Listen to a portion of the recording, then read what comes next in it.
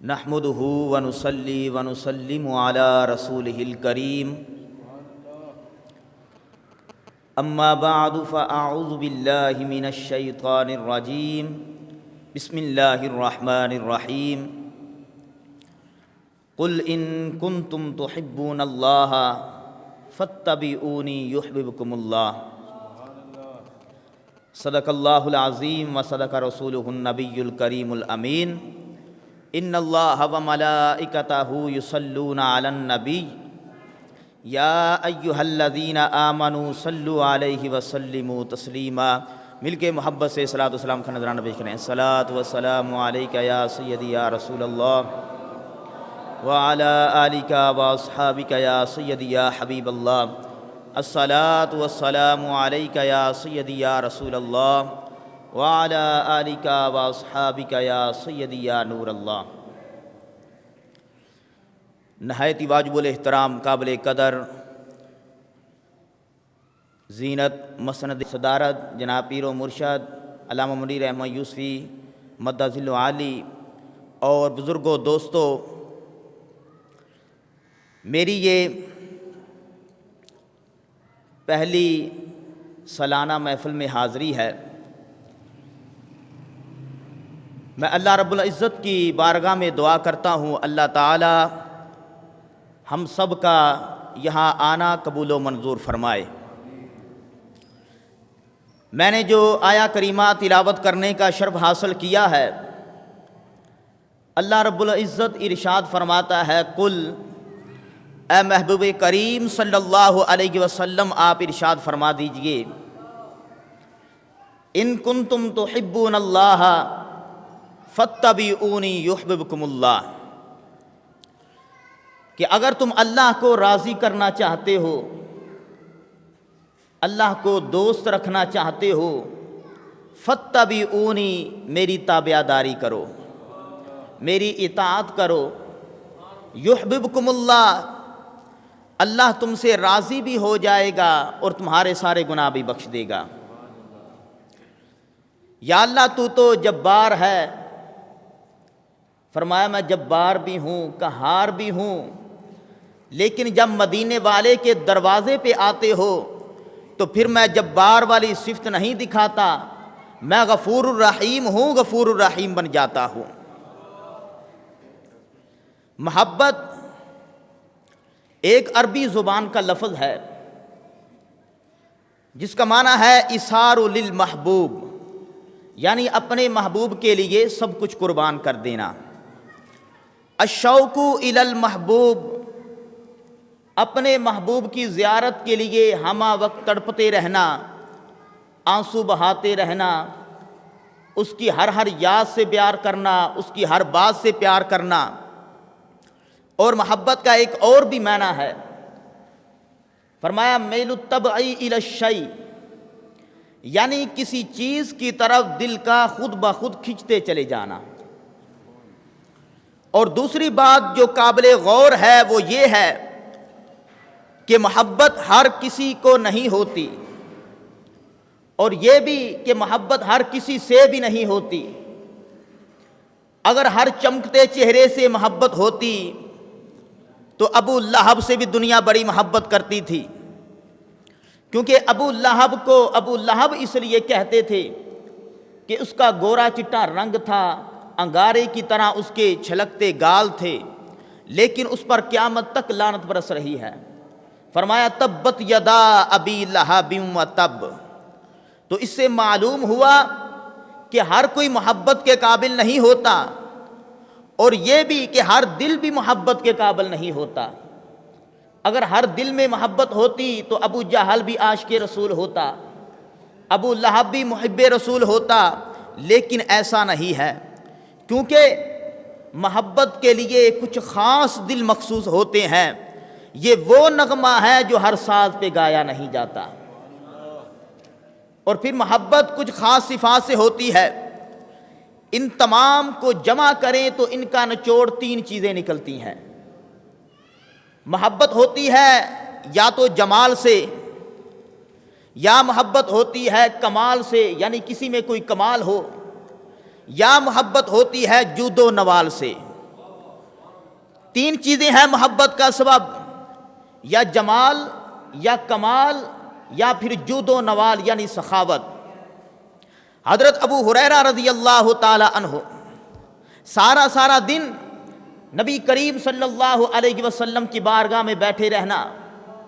آقا علیہ الصلوۃ والسلام نے ایک دفعہ فرمایا، ابو ہریرہ کبھی ہماری زیارت میں ناگا بھی کر لیا کر۔ عرض کرتے ہیں سرکار دل برداشت نہیں کرتا۔ فرمایا تمہیں اے ابو ہریرہ تمہیں ہم سے محبت تو بہت ہے، لیکن ہم کہتے ہیں کہ تم محبت میں اور اضافہ کر۔ حضرت علی المرتضیٰ شیر خدا رضی اللہ تعالی عنہ آپ سے کسی نے پوچھا کہ نبی کریم صلی اللہ علیہ وسلم سے کتنی محبت ہے؟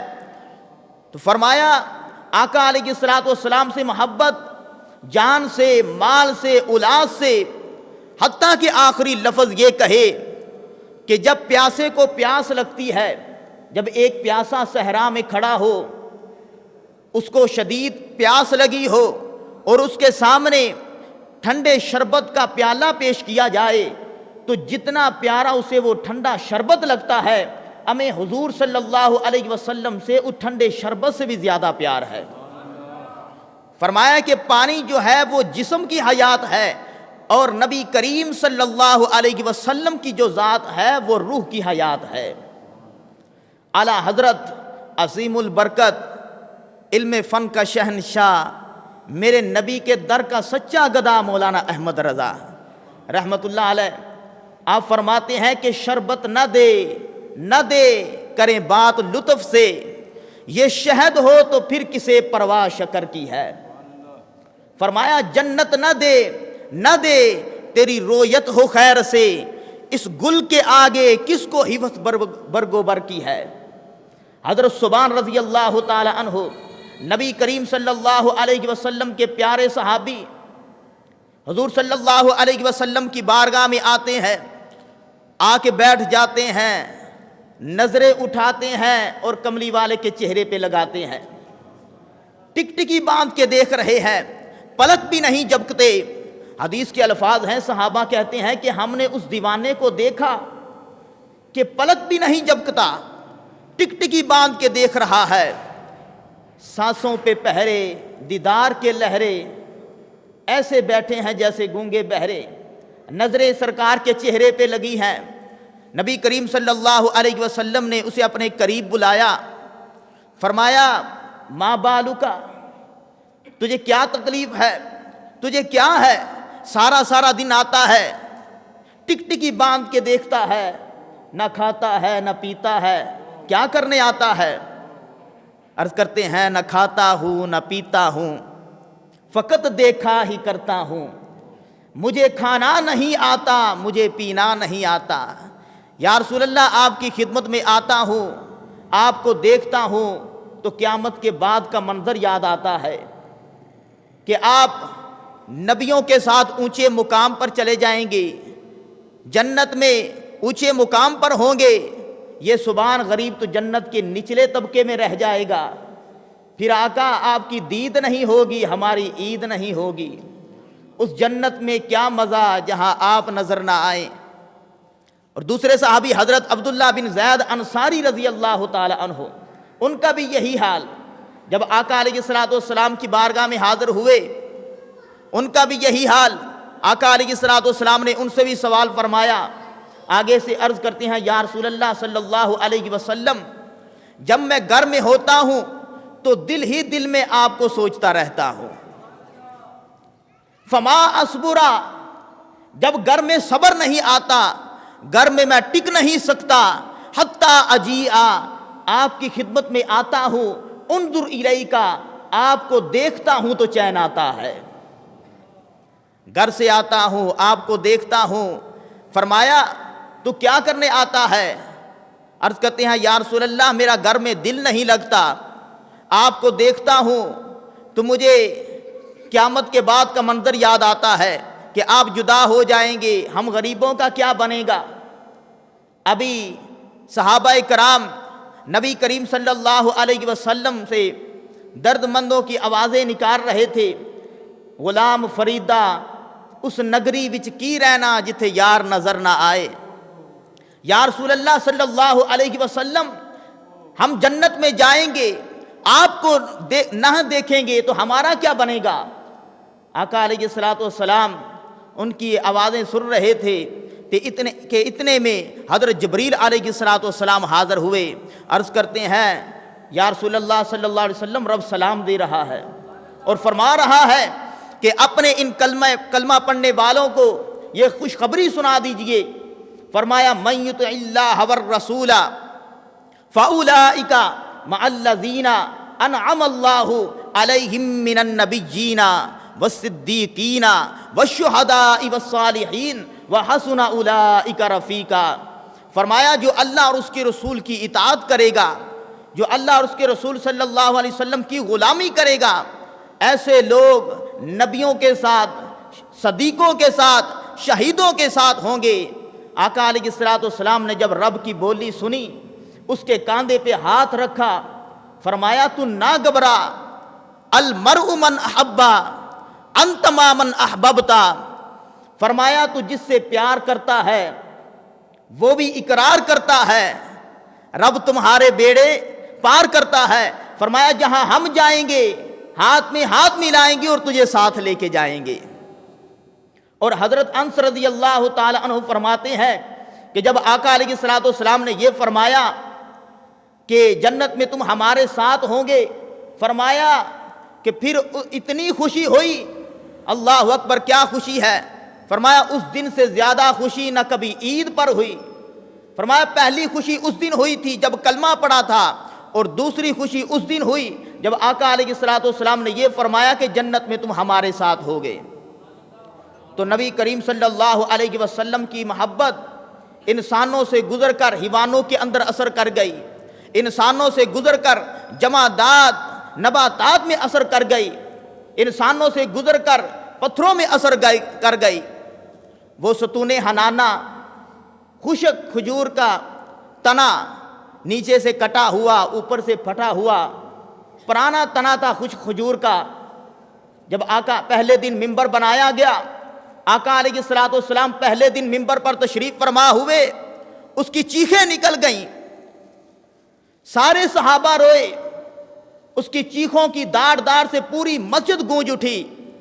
آقا علیہ الصلوۃ والسلام ممبر سے نیچے اترے، عرض کرتے ہیں، کہتا ہے یا رسول اللہ، آپ کی محبت میں سارے گم ہیں، پتھر آپ کی محبت میں رو رہے ہیں، درخت آپ کی محبت میں رو رہے ہیں، کہیں اجمیری روتا ہے، کہیں حجویری روتا ہے، کہیں بابا فرید روتا ہے، کہیں یوسف علی نگینہ روتے ہیں، کہیں امیر روتا ہے، کہیں غریب روتا ہے، کہیں فقیر روتا ہے، کہاں پتہ نہیں کہاں کہاں آپ کی محبت نے بامبر بڑکایا ہوا ہے۔ نبی کریم صلی اللہ علیہ وسلم ممبر سے نیچے اترے، حدیث کے الفاظ ہیں کہ آقا علیہ الصلوۃ والسلام نے اسے اپنی چھاتی سے لگایا، فرمایا نہ رو نہ رو۔ اور حدیث پاک میں ہے کہ آقا علیہ الصلوۃ والسلام نے فرمایا اگر میں اسے اپنے سینے سے نہ لگاتا تو یہ قیامت تک اسی طرح روتا رہتا، قیامت تک اس کے آنسو بہتے رہتے، اس کی چیخیں نکلتی رہتی۔ وہ خشک کھجور کا تنا اللہ کے عرش کو ہلا دیا اس نے۔ تو نبی کریم صلی اللہ علیہ وسلم نے فرمایا اچھا تو بات سن، تو اگر کہتا ہے تو جس باغ میں تھا اس باغ میں تجھے لگا دیتا ہوں، تو پھر سے سر سبز و شاداب ہو جائے گا، لوگ تیرا پھل کھائیں گے۔ اس نے کہا اللہ میں وہاں نہیں جاؤں گا۔ پھر آقا علیہ الصلوۃ والسلام نے فرمایا اچھا تو جنت میں تجھے لگا دیتے ہیں۔ اس نے کہا ہاں یہ آپ کی بڑی مہربانی ہوگی۔